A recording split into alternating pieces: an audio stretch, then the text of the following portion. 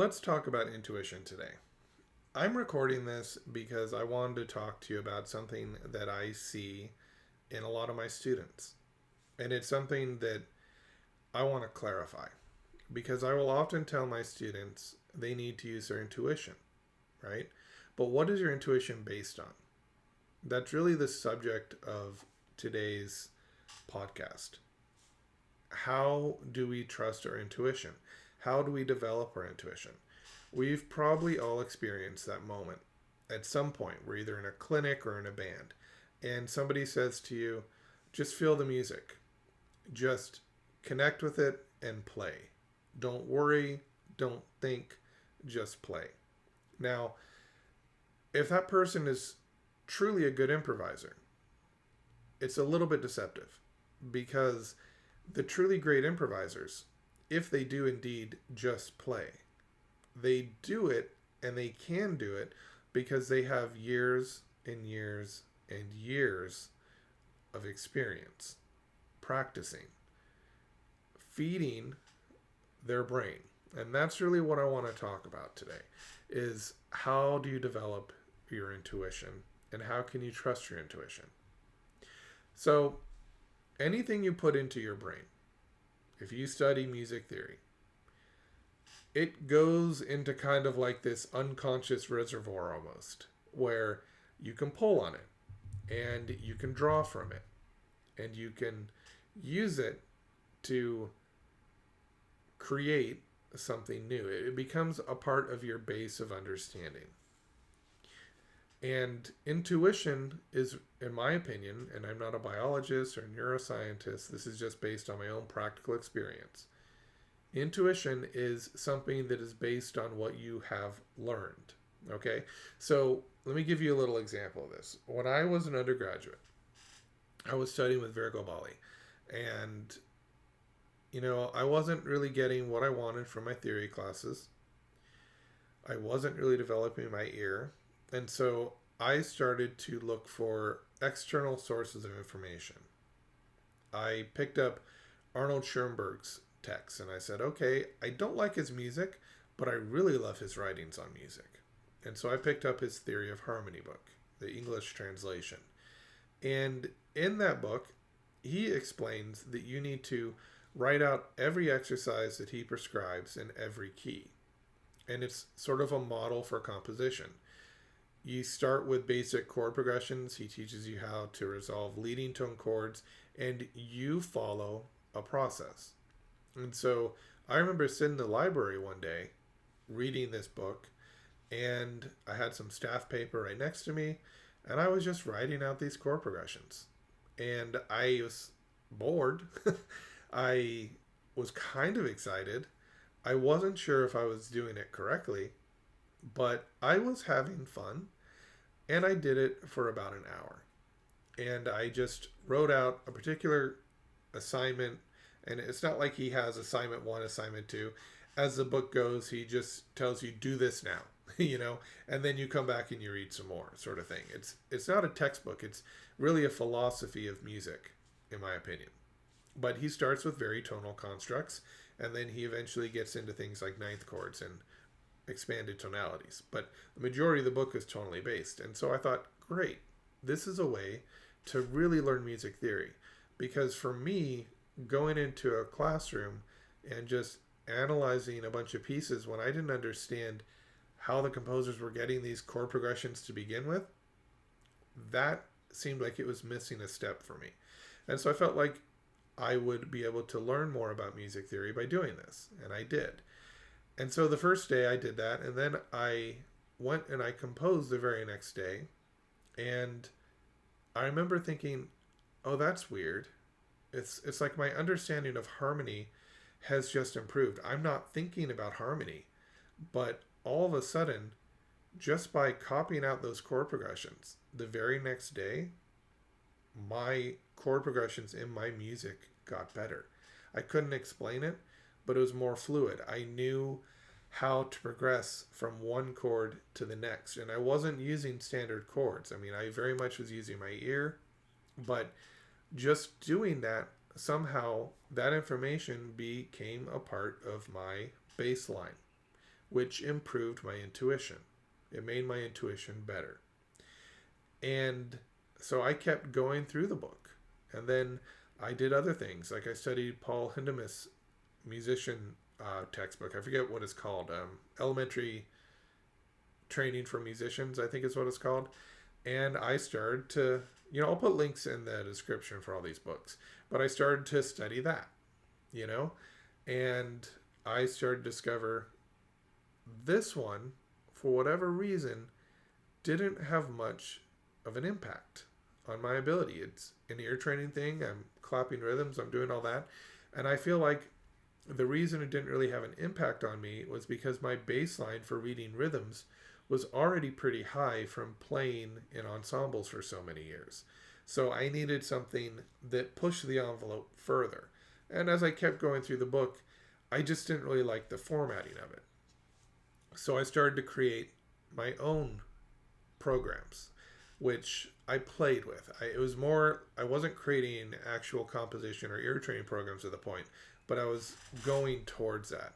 What I was doing at that point as an undergraduate is I was picking up bits and pieces along the way. I'd go to the library and I'd find ancient books. I remember I found at one point an example where Mozart was showing a student, his edits for a student on things he could do to improve his composition. There were some contrapuntal issues I think Mozart was talking about. And so I would find this and I would start to create this schedule. I read this book, What Color is Your Umbrella or Parachute or something like that. And it, I think, must have talked about the importance of setting aside time each day for training. I guess that's where I got that from. And so I started to create schedules. And I started to say, okay, Monday, Wednesday, and Friday, I'm going to do theory. Tuesday and Thursday, I'm going to do ear training. And then I realized, okay, actually, maybe I need a little more ear training, but the theory stuff is what I was most interested in. And so I'd constantly revise these schedules and create these programs. And I wasn't creating my own materials at that point. So flash forward to my master's program, I go in there and Daniel Asia starts playing intervals on the piano. I'm like getting all of them wrong. I'm really embarrassed because here I am, this master's composition student studying with this amazing composer, and my ear is horrendous. And so he was relentless. I mean, every lesson we spent 15 minutes, and I almost felt like he was doing it as a way of showing me, hey, you got some basic rudimentary skills you got to fix here. And so it became important to me because I didn't want to be embarrassed anymore. And at this point, I'd already developed an ability to audiate things because I worked on that, not so much with Virko, but he brought it up once that I should be able to kind of internalize whatever it is I'm playing. I should know what's on the page. And that led me to become interested in the concept of audiation, which is this inner hearing, this ability to hear what's on the page internally without any external source. So, Daniel Asia started working with me on ear training a little bit. And it was very basic, just identify this interval. We just did interval training. And so I wanted to get better at that. So I created, and I still don't know why I did this, but I created 2,000 audio files, which I used actually in my university program when I was teaching other students, when I was a professor. I use these to help create entrance exams and exercises students could study on their own so they wouldn't have to go by an ear training program or something like that.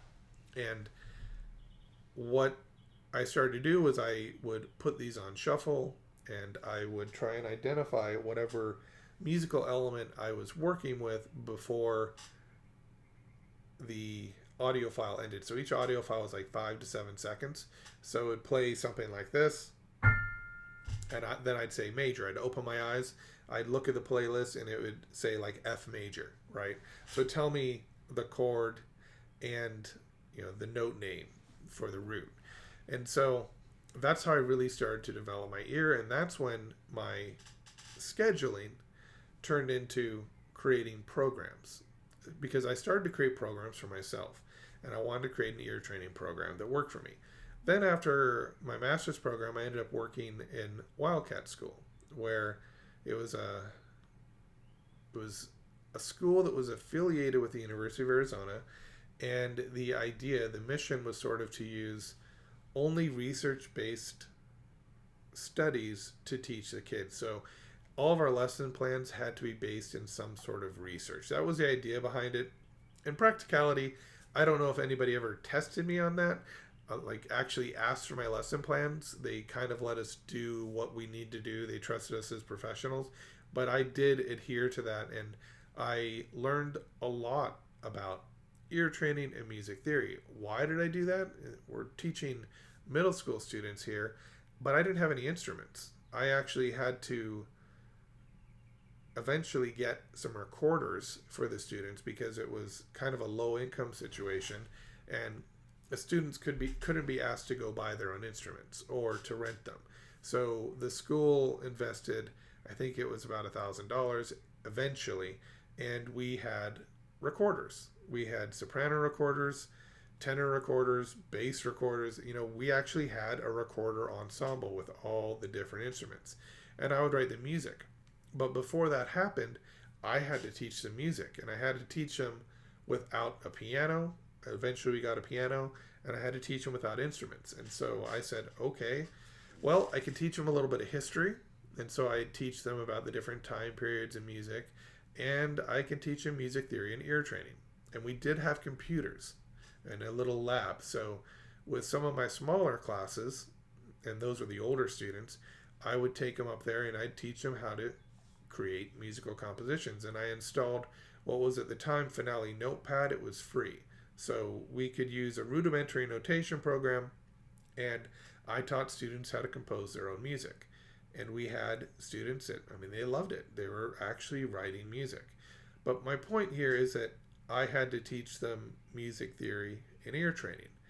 And you can't just go in and teach somebody who's never played an instrument anything, really. You have to start with the pulse. And how do you explain to a student what the pulse was? So I came up with an idea. Now with the internet it'd be easy, but this was a long time ago. But I came up with the idea to have them march around the room, which is not a new idea. For those of you that are involved in education, you know that, but I didn't have any resources really. And so that was something that I created. It found that they enjoyed it, and I started to develop programs for middle school students to develop their ear a little bit, and to learn a little bit about theory, and to learn a little about history. And so that's how I proceeded. That is how I taught for 3 years at Wildcat School.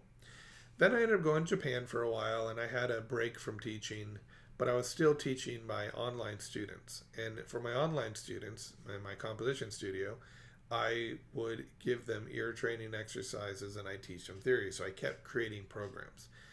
Then I landed a job at UNLV, and it was supposed to be 1 semester. They wanted me to teach 101. And I thought, you know what? That would be an amazing experience. So I went in and I was teaching 101. And by the end of the first week, they said, can you also teach 102? Which is sort of if students come into the program and they're not ready for the first year of music theory, they can take 102 as prep for it. And they can take 102 multiple times until they're ready to go into the first semester of music theory. So I taught that. And I looked at the book they were using. I'm not going to name it, but I looked at the book they were using, and I saw that it cost $180. And this was back in 2016. And I remember just opening it up and looking at what the book had in it. It was a pretty small book, and it had a few rhythms, not very complex rhythms, and they weren't graded. They didn't increase in difficulty. They were just kind of there. And there was a 1 to 3 sentence description of the overtone series. And I remember telling my students, and I don't know if I couldn't do this actually, but I told my students, don't worry about buying the book. I'll create materials for you. And so I created materials by myself. I created a book for them. I created rhythm exercises for them. To some extent, I used some of the exercises from Finale. They had this catalog of exercises that you could use, and then I could modify them to my needs. And I basically created my own Music 102 course.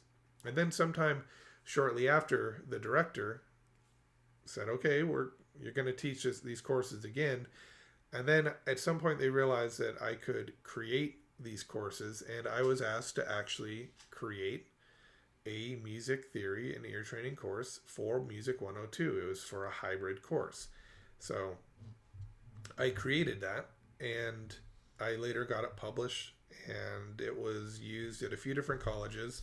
I know Scottsdale Community College was one of them, but I don't remember any of the other schools. And so that was my first published course, really, other than stuff that I had done privately. So my point is, I've been creating these programs for a long time. Later, I ended up creating the entrance exams for UNLV under the direction, of course, of the theory coordinator. And, I would consult with him on how things should be formatted. I'd show him the test and send it to other faculty members, and it got approved for use for both undergraduate and later graduate students. And what I discovered was, in the process of creating these courses, that anytime you can take a theoretical concept, you can teach it intellectually, and then the student has no connection to it. You can teach a major scale, and they'll have no idea what it sounds like, right? So what I discovered was, one thing that helped was making the students sing. And I'm not talking about my theory courses. Obviously, we had to do ear training. I'm talking about more like a Music 101 course, and even going further back to my time at Wildcat School. And so what I discovered is, if you could have the students close their eyes, and then you would play a scale for them, and then you'd say, now try and remember those notes, try and play it back in your mind, the retention was so much higher. And then if you could go and take it a step further, and you say, okay, now this is what it looks like, and you write a major scale on the board, you say, now close your eyes, can you visualize it? Open your eyes again, close your eyes. Open your eyes, close your eyes. So the idea was to try and get them to visualize what I had written on the board, and then I would play it for them. But like, now as I play each note, try and visualize each note in your mind on a staff system. And I mean, this is more complex, but I would take them step by step through a process that would help them to do this. And what I discovered was their attention for music theory went through the roof. And also, students started to develop greater intuition. So what I'm saying here is, when somebody comes to you and they say, just trust your intuition, trust your feelings, it's not that simple. Your intuition is based off what you have fed your brain. And if you have only fed your brain basic chords, basic theory, and you've just absorbed a lot of music, you've listened to a lot of music, but you don't really understand how that music's put together, then your ability to use your intuition will be limited. So I'm not getting into kind of the spiritual side of intuition here, and I think there may be a component there. But what I think is more important is, for a training, from a training standpoint, is that intuition is something that becomes effortless, but it's based off work. And it's based off work in a proper way. And so you won't develop your intuition if you approach things from a standpoint of, well, I don't know if I can devote 30 minutes a day to this, or if you only do it on Mondays, you kind of need to have daily reinforcement of whatever it is you're trying to develop. And I think the best way to develop as a musician is to kind of have this consolidated, very compact time each day, if you can, where you sit down and you learn. And you learn from an audiation-based approach, which is what all of my courses do. Because when you audiate something, it takes it inside you. If you simply play a chord progression on the piano, just C major here,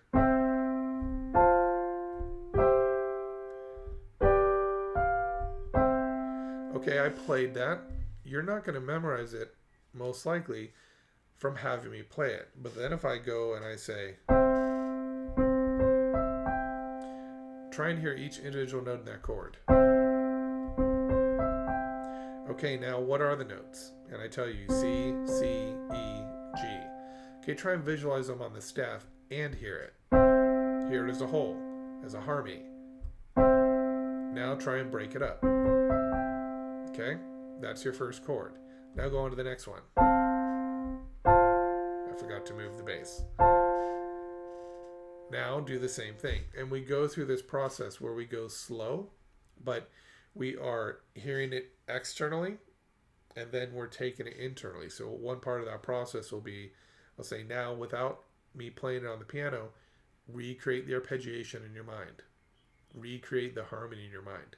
And the thing is, it goes slow. The training is slow, but the results are so long lasting. So, I mean, this is the one thing that I wish I could tell my younger self. You know, when I was younger, I had respect for older people. You know, I knew they had a lot of experience. I knew that they had a lot to teach me.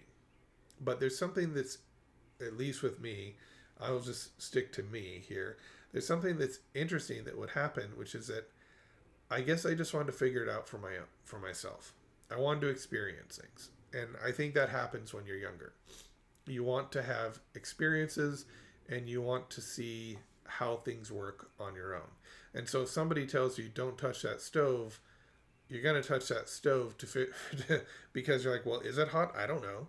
And you touch the stove and you're like, oh, it's hot. If you get enough of that, I think you start listening to people.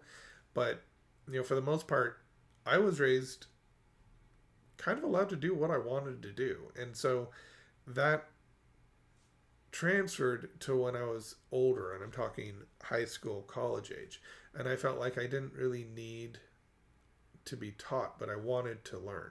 I wanted to learn, but I didn't want to be told how to learn. I wanted people to tell me information, but I didn't want them to say, do it this way. It'll save you time. Because when I was younger, I just didn't understand that that experience includes they've tried many different ways and this is what worked for them. And you should at least give it a chance before maybe going out and doing your own thing. But at the same time, I still feel that this is important when you're young to be able to just go out, experiment, make mistakes, and learn from those mistakes. But then I think something happens when we get older. When we get older, we have tried a lot more things, and our experience becomes much more vast. It doesn't even mean we know any better than when we were younger.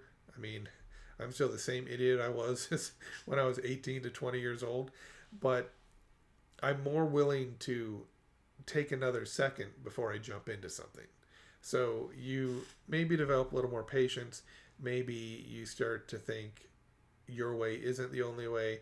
Maybe you get tired of experiencing things from your lens only, and you want to try it from somebody else's point of view, somebody who has accomplished something that you haven't. You know, I think that's something that can happen as you get older. And I think it's rare to find, at least it was for me, to be willing to find somebody younger who's willing to say, not only do I want to learn from your experience, I want to try it the way you're saying. I've had students like that. And I've noticed that those students tend to be some of my best students, you know, the ones that are willing to kind of learn from you. So my point in all that is partially to tell you a little bit of a story about how I used to be an idiot that thought I knew everything and how I'm still an idiot now. But the other part of it is to kind of talk about how this intuition thing, it becomes more clear the more you see the results of practice. So if you go in and you follow a particular procedure, and that's why I told you that whole story, because I was talking about how I wanted the information, I didn't want the procedure. I wanted to figure the procedure out on my own. I always did. When I was putting something together, I would never refer to the instructions. It was kind of funny because I was putting together a toy for my child. I think it was a little trike, right? And my dad happened to see me putting it together, and he said, "Oh, Kevin's following the instructions," because it's not something I normally do. But now that, you know, somebody else's life is involved, and if I put it together wrong, she can get hurt. I'm willing to like follow the instructions. But that's something that I think happens as we age anyway.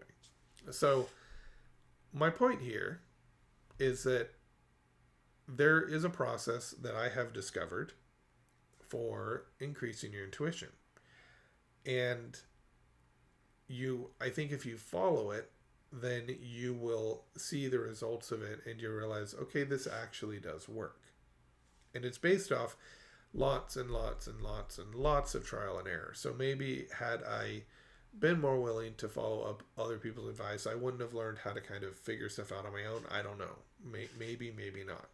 But by following your intuition, you just have to understand it is based on everything you have fed this vessel, you know? And so we want to make sure that we study in the appropriate way. Which brings me to my next point. I will often have composers who will come to me and I will tell them, I tell you this in my ideation course, that if you can hear something internally, you can trust it. Because if you play it back in your mind in real time, there's something to it if you like it. And it doesn't matter if anyone else likes it, right? But if you can play it back in your mind and you think, yeah, that's pretty good, great. That's the first step. You have used your intuition. You have sat there and you have visualized a composition, you like it, and now you have to notate it. But I do believe that that's the first step. Because once you've used your intuition, that is based off what you already know. It's not based off anything new yet.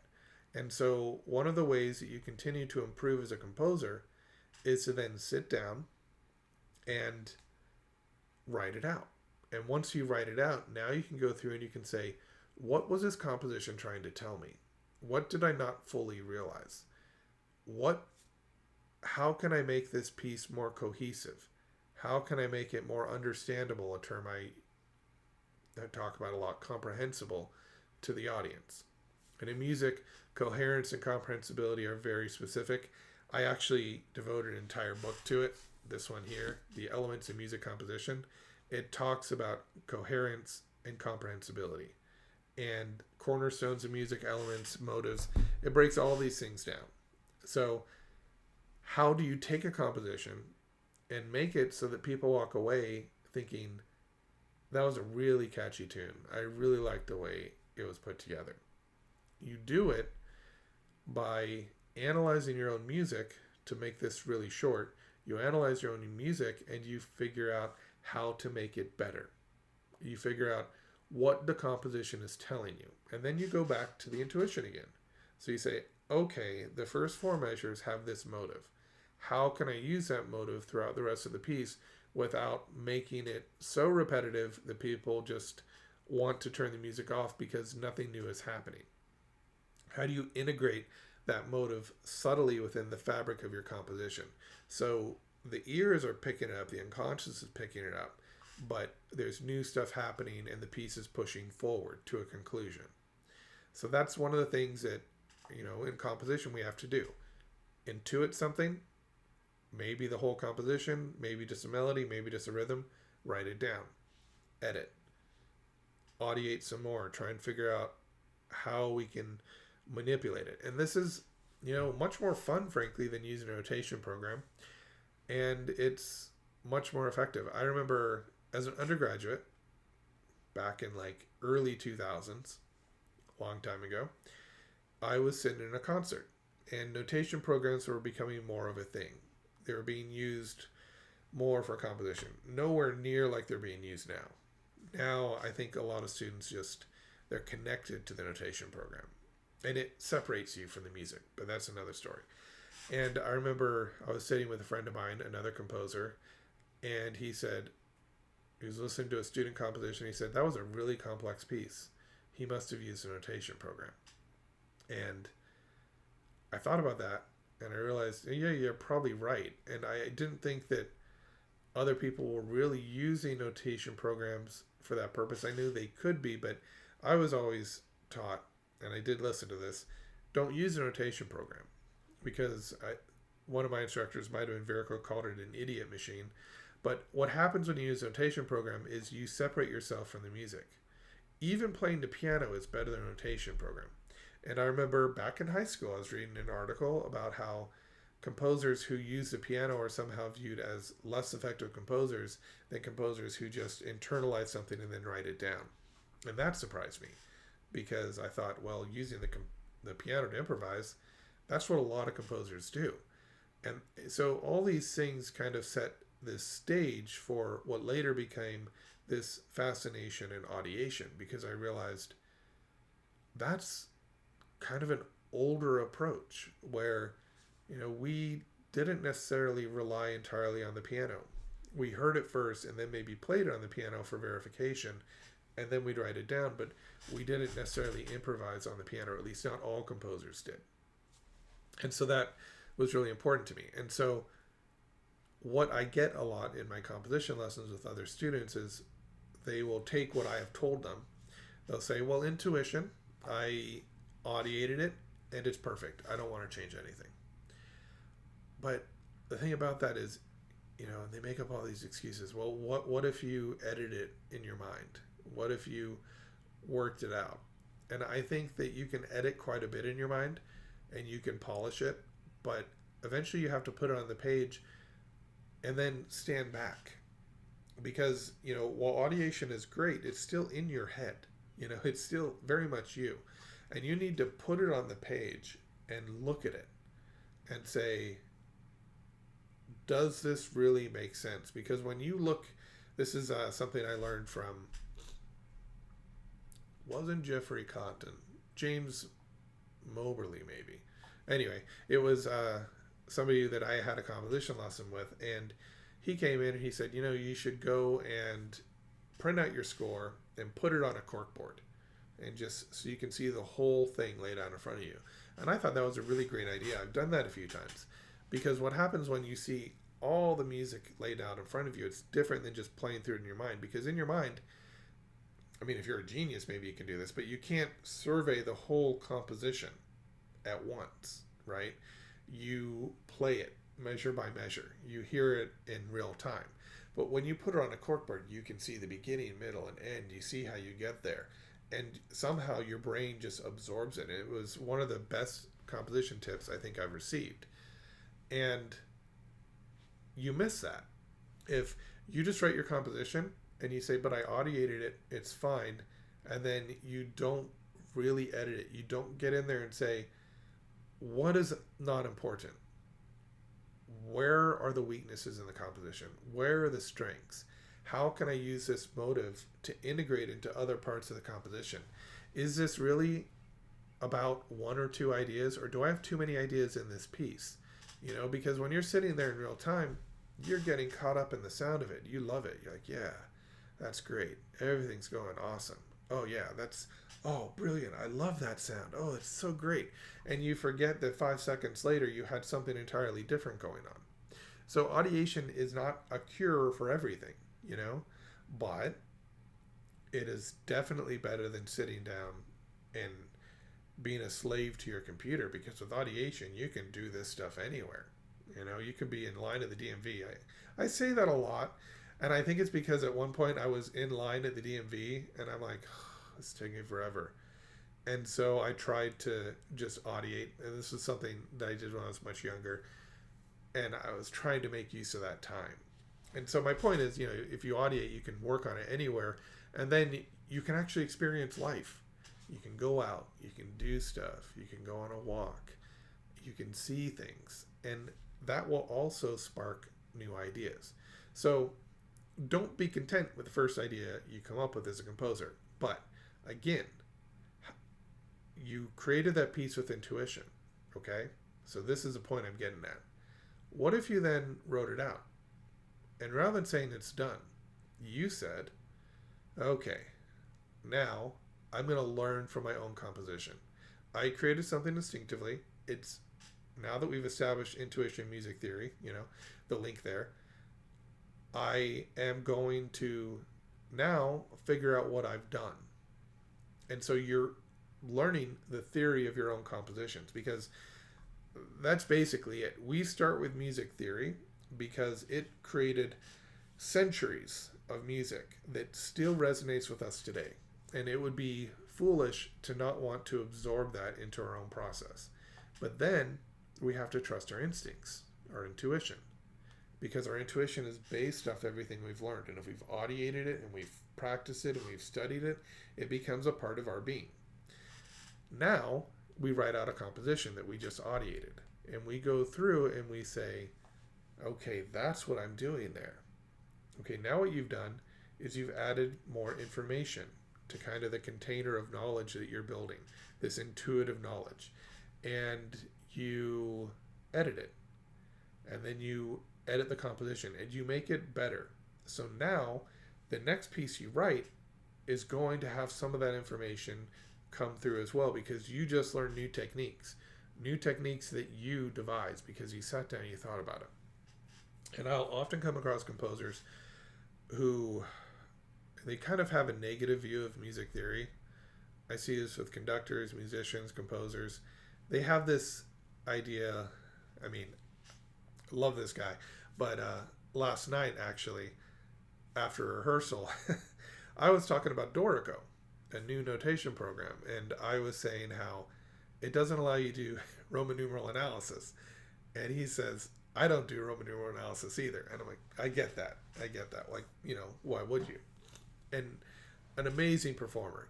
I mean, professional career, learn a lot from this person. But it kind of hits a point home. And I hear this over and over again. A conductor's like, oh, music theory, they can explain it, but I just feel it. And I'm like, I get that. I understand that. I was that way. I hated music theory. But I did listen to people that were older and wiser, and they said, but you need to learn it. And I never got an explanation why. And so the explanation why, and I don't know if this is what they intended, but my understanding today is that when you study music theory, it becomes a part of your process. And so to say that you've never studied music theory, I guarantee you this performer that has never done Roman numeral analysis, at one point he did, because he had a degree, At one point he did. And a part of that became a part of his process. And he went to a really great school for music. And in addition to that, as a tuba player or a trombone player or a euphonium player, whatever instrument you play, piano, you play scales. You play arpeggios. You get better at technique. So you're absorbing a lot of information, right? And so I think that as great as someone is, they can be even greater if they had the time, and there's the key there, had the time to also study theory and oral training in a way that becomes intuitive. So that is why I say 30 to 45 minutes of ear training a day. Once you develop your ear, which in my opinion is, basically if you take my full flawless course, then I feel like you've got that foundation you need. But once you develop that ear, music takes care of the rest. Being involved, being active, seeking, engaging, staying aware, develops your ear from there. Just playing an ensemble will develop your ear once you develop the rudimentary skills. When it comes to music theory, Paul Hindemith once said, you can teach music theory in 10 weeks. I think maybe a year, because I don't want to just teach music theory. And by music theory, I'm including counterpoint, form, and analysis. You want to teach a process, how composers put music together. And here's another great point, another example from a rehearsal last night. The conductor, brilliant conductor and composer, very smart guy, he took this Verdi Requiem and he wrote another aspect of one of his compositions, and he merged the two of them together. And so he said, we're going to cut here at 108, insert this new piece, and then continue the original piece at the end. And so he was able to do that because he's a composer and he understands what works and what doesn't musically. And we're all very impressed by that, because he did it pretty easily, and it worked. But the thing about that is he was able to do that because he had a lifetime of experience. And experience will teach you too. So yeah, do you have to study audiation and ear training and music theory? Probably not. Will you be at a higher level if you do? Absolutely. Because what you'll do is you'll take your raw skill and your experience that you've gained from existing in music and playing music and doing all this other stuff, and it will become a part of your process. And so that's really what I'm trying to push here. I'm trying to explain that if you build your intuition through practice and studying theoretical concepts and always taking them internally so they're not theoretical, they're practical. If you do that, you will become a more effective composer, musician, and improviser. And here's my selling point here. How much time is wasted? I first of all, I don't think watching a Netflix movie is a waste of time. I love movies. But how much time is wasted where you're worried about something? And how often, when you're worried about something, does the worst case scenario actually occur? Or if it does occur, you have to deal with it anyway. How often does the worrying actually help you? Sometimes it does. Because sometimes when you ruminate on something, you can find a problem and a solution before it becomes a major issue. But if you can eliminate and act, rather than thinking about doing something, if you just act, rather than spending 5, 10, 15 minutes a day thinking, I'm never going to be the musician I want to be.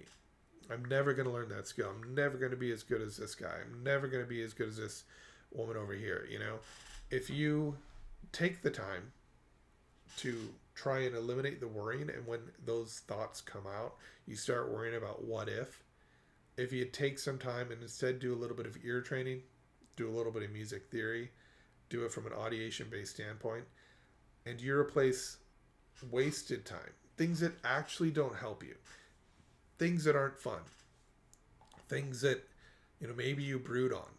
We all have these things. If you can, when that happens, say, I'm going to do ear training instead, then chances are the solutions will still solve themselves, because at some point you'll be forced to deal with it.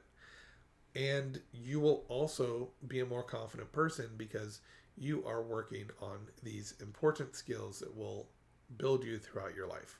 And whatever age you're at, I get a lot of people who email me and they say, I'm 57, I'm 65, I'm 72, and they'll say, I'm just trying to go as far as I can with what time I have left. And I get that,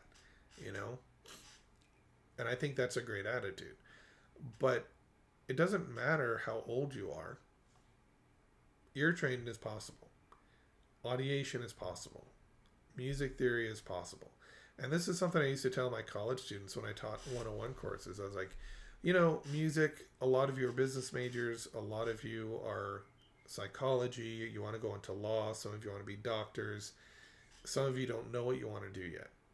But if you can develop an appreciation for music, that's something that will go with you for the rest of your life. And if you can develop a greater appreciation for how it's put together, the theory behind it, and a greater understanding of what goes into it, you'll have something that you can maybe come back to later in life, second act or something, and you can continue with it, Or you can pick up an instrument like the guitar or piano and start slowly learning.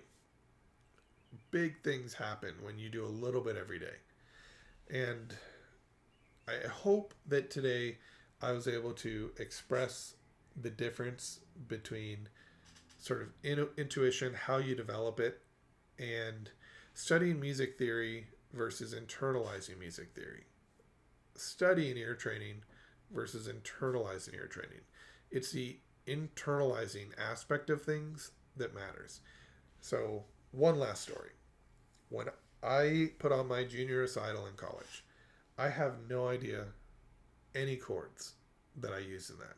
But I studied music theory, as I told you with Arnold Schoenberg's theory of harmony. I went through that book and I really studied music theory, you know, and it became a part of my internal process. And so when I did my recital, I wrote it all very intuitively.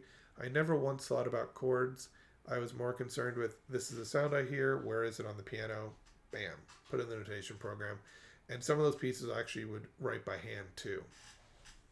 And I did all that using my intuition. But what I now understand is if I had taken that music, I wrote it out based on intuition and my inner hearing, and then I took it a step further and I really analyzed every measure and I tried to improve with each piece, I would have been a much more effective composer. And honestly, I wouldn't have quit writing music, because I did quit writing music. After my master's program, I felt like my audiation skills were at a really great level. My ear training skills were at a really great level, and I didn't want to write anymore. And so I stopped, partially because I was able to create everything that I could hear, and I felt like that wasn't enough anymore. I wanted to know kind of what the next step was. And so I felt like what I was still missing was a greater understanding of theory and harmony. And it's one of the reasons why I'm very grateful that I was a university professor for 8 years, because nothing teaches you more than teaching. And I remember, especially in the first couple of years, I would spend 2 or 3 hours just prepping lessons for my courses. And as I went on, what happened was, I teach the same courses over and over again for the most part. Occasionally I get something new, but you kind of get your core courses you teach and you get really good at teaching them. So I reached a point where I didn't need lesson plans or PowerPoint presentations, which I used a lot in the beginning. And I was able to just go in, look at the class and say, okay, I know where we're at. This is what we need to learn today. Okay, we're doing better at this. Now we need to adjust and we need to get this taken care of, this subject, so that you're ready for the next semester. And I teach the same content, but I became much more fluid about it. So my point is, after all that, I would actually tell my graduate students, I'm not a composer anymore. I don't write music anymore. I'm more interested in the theory behind things. And that was true. But even when I said that, in the back of my mind, I was thinking, they probably think that that's not true, that you're going to go back to it one day. And the truth was, I did. I now do write a little more, but I'm still more interested in helping other people develop their skills than actually becoming some famous composer. I still write music. I still audiate. I still do all that because it's enjoyable for me. But I think once I get all these courses complete, then I'll be ready to go. And I'm going to talk about that real quick. So I have a lot of courses. I'm not promoting anything here. I'm just telling you about a process I'm going through. I started on YouTube with this flawless ear training course, and a lot of people loved it. And so I said, okay, I'm going to continue this. And so it's now currently, as of this recording, in the 4th unit. I'm finished with that. I've got 3 more lessons I just have to upload because I have to edit them, but they're recorded. And so those will be coming out soon. And then I'm going to take a little bit of a break from Flawless for about a month, because I have an audiation course I finished. You can take the entire thing now. After audiation, I have Counterpoint. Counterpoint I'm halfway through, but the last half of Counterpoint, all the presentations are ready to go. I just need to sit down and record them. So I want to finish that. And then I want to finish my form and analysis course. Same situation. Everything's done. I just need to record and publish. So if I can get Counterpoint and Form done in the next month or two, then the only thing I have left to do is Flawless Ear Training. And once I finish all of this, it's a complete course. It's a complete sequence where you go from ear train to audiation, increase your audiation with Counterpoint, increase it further with form analysis, and learn how to compose music. That's it. Those are the core things I wanted to get out there. And at some point I may do a Shinkaran analysis course, but that's not going to be anytime soon, because what I want to do is once I finish ear training, or once I finish audiation and Counterpoint, audiation's done. Once I finish Counterpoint and music theory, the form and analysis course, Then I want to go back and finish a flawless course. And I want to put all my time into that, get that done. And then when all that's done, I think I'm going to start focusing on composition again. I'm going to start writing music again. And my hope is that this sequence will be enough for people to really develop the skills that took me 20 years to develop. And you can do it in 4 to 6. That's the idea here. So don't wait till tomorrow, to start your training. Start today. There's plenty out there for you, even if you don't take my courses. But if you take my courses, you're done in 4 to 6 years, and everything is explained step by step. And if you stick to it and you just push through, and there's some difficult lessons in there, and you just take it with I'm just coming in every day, I'm learning, I'm building my intuition. Every single thing you do in music, with music theory, when you audiate it, it's building your intuition. You're getting better. So don't worry about the amount of time it takes you. There's a saying I heard, I think we all heard this.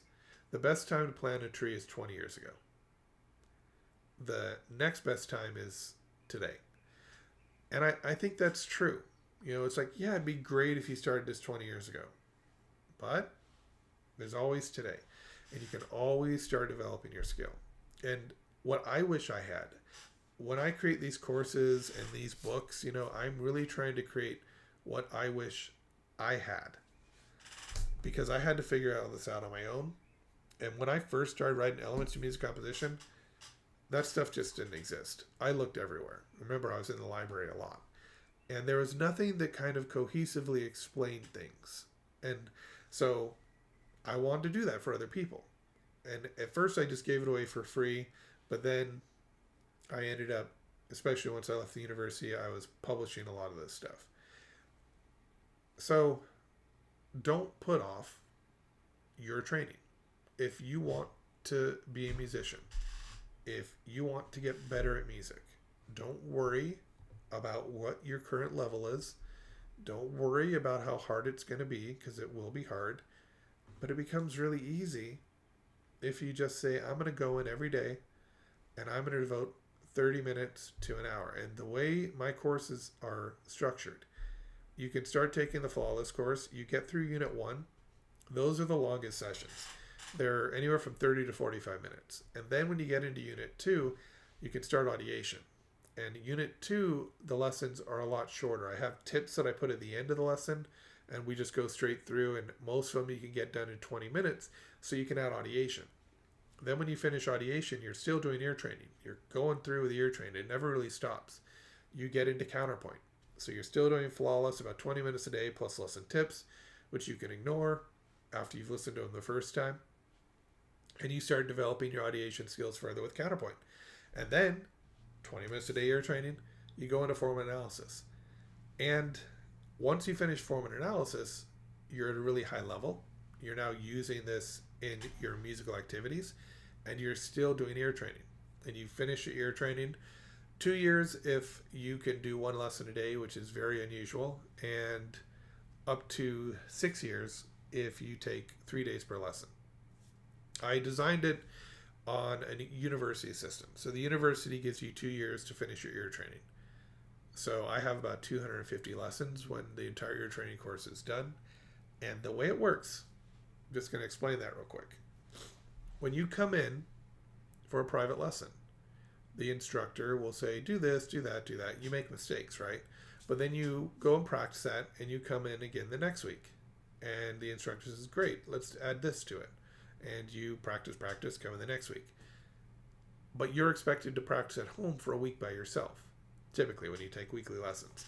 So the way the flawless course works, and this was always a goal, but in the beginning I had to say, take 3 weeks, because it's going to take me a while to finish these. So I would tell people to spend up to 3 weeks or get 100% on each drill, simply because I didn't want them to stop working, but it wasn't the most optimal situation. The optimal situation, and where we're at now that I'm in the 4th unit, if you start flawless now, is you can just go and spend 1 day if you get 100%, or 3 days if you don't. And why does that work? So going back to that explanation of the lesson, if you take a lesson, you get weekly lessons, but you're on your own for a week. What I decided to do was I was going to act like I come to your house every day. And so every day I do very similar things, and it's very slowly the level of difficulty will increase. And so it's like I'm coming to your house each day. You don't worry about the mistakes you make, but you're keeping a high focus because I'm there, I'm talking to you, I'm guiding you through this, I'm asking you to do this. Sometimes we'll do things that are a little experimental, but that's just to break up the monotony, and then you'll go back to something that's more standard. So all you have to do is just a lesson a day. 3 days if you don't get 100%, 1 day if you do, and you just keep going. And you don't have to practice on your own, because all you need to do is complete those 250 lessons, and your ear will be significantly better than it is right now. And it's not that it ends there, but once you complete everything I have to teach you in the Flawless course, you have a lot of information. You have a lot of experience. And then you can just play music. So it's worth it. Do this, because you will improve as a musician if you do. I don't know how you don't. I mean, it's really intensive exercise and a complete program that will take you step by step, day by day. Even in my audiation course, as we get towards the end, I literally say day 1 do this, day 2 do this, day 3 do this, and I guide you through it. So I hope this was helpful for you. I'm starting to do these. For a while I started to create bullet points, and I'd say, okay, talk about this and talk about this and talk about this. And I'm still going to do that. I want to do some structured videos on my YouTube channel. But for the podcast and for my live streams that I do on Wednesdays, as of right now, I do it about 1 p.m. Pacific Standard Time. I do it over on YouTube. I don't want to script anything, because I think it's important to just be kind of authentic and to say whatever I say, to make whatever mistakes I have. And I'm treating it like I used to teach. So when I would teach, I'd have a goal, and I'm going to go until that goal is accomplished. Once I accomplish that goal, I say, thank you for joining me. I'll see you next time. So thank you for joining me, and I'll see you next time. By the way, if you want to follow me on YouTube, the current schedule is I release something on Monday, Wednesday's a live stream, and Friday's a podcast. Podcast might come later in the day because I actually record it on Fridays. But what happens on Monday is I'm going to do an instant stream sort of thing. So an instant premiere is what they call it. And so I'll be there and I'll be answering your questions, but it'll be pre-recorded. On Wednesday, it's live, and you can come and ask me questions in the chat, and I will try and answer them as best as I can. And then on Friday, you get the podcast. And then there's other stuff in between as I randomly think about stuff. But I'm going a very intuitive approach to building this channel and building my business. And if I get an idea for something that I want to talk to you about, I'm going to record it and send it your way. So follow me on YouTube. Sign up for this podcast. If you haven't already, it's available on Apple and all the different podcast platforms. And you should sign up for my newsletter on UreMusic.com, because I give you additional tips. And at the current time, I have daily blog posts. So if you click on the Join the Hike link at my UreMusic.com website, you can sign up for the newsletter, and you can see all the blogs that I publish currently. So thank you, and I will talk to you next time.